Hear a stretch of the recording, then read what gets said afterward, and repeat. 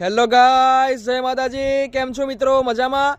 આજના નવા બ્લોગમાં તમારું સ્વાગત છે। હું આવી ગયો છું, સવારનો સમય છે। હું આવી ગયો છું મારા ગામના નદી કિનારે મિત્રો। નદીનું નામ છે મહીસાગર। નદીના કિનારે આવી ગયો છું। અહીંનું વાતાવરણ સવારમાં ખૂબ સારું અને શાંતિપ્રિય વાતાવરણ છે।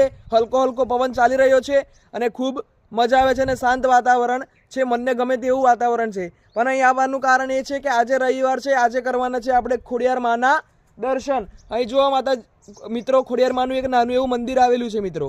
આ મંદિર છે નાનું, પણ ભક્તોની શ્રદ્ધા બહુ અડીક છે આ મંદિર માટે। અહીં દર રવિવારે ઘણા બધા ભક્તો આવે છે। માતાજીનો ભંડારો થાય છે, માતાજીના પ્રસાદનો ભક્ષણ કરે છે।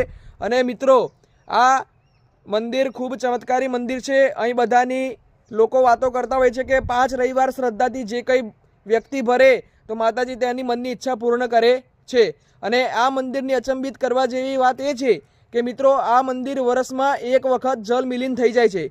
કારણ કે અહીં નજીકમાં આવેલો છે કડાના ડેમ। કડાના ડેમમાં દર વર્ષે ખૂબ પાણી છોડવામાં આવે છે અને પાણી છોડવાથી આ મંદિર નાનું હોવાથી અને લેવલ નીચું હોવાથી આ મંદિર ડૂબાણમાં જાય છે। આ મંદિર ઓછામાં ઓછું 15 થી 20 દિવસ સુધી પાણીમાં ડૂબેલું રહે છે, તો બી માતાજીની એક બંગડી બી નીકળતી નથી એવી લોકોની વાતો છે અને મેં જોયેલું છે। તો મિત્રો, આ મંદિર પ્રત્યે ખૂબ લોકોની શ્રદ્ધા છે।